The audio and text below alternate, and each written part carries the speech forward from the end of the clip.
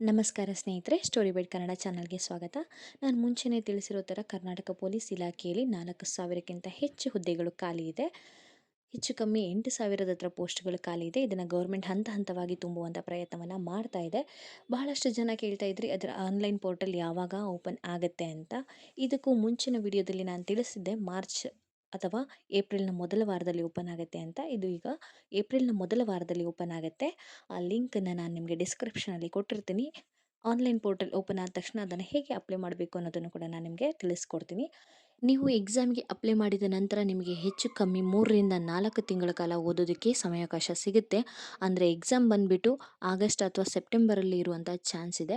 ಹಾಗಾಗಿ ಈ 4 ತಿಂಗಳ ಕಾಲ ಚೆನ್ನಾಗಿ ಯೂಸ್ ಮಾಡ್ಕೊಳ್ಳಿ. ಮತ್ತು ನೀವು ಇಲ್ಲಿ ಗಮನ ಹರಿಸಬೇಕಾಗಿರೋದು ನೆಗೆಟಿವ್ ಮಾರ್ಕ್ಸ್ಗಳ ಬಗ್ಗೆ.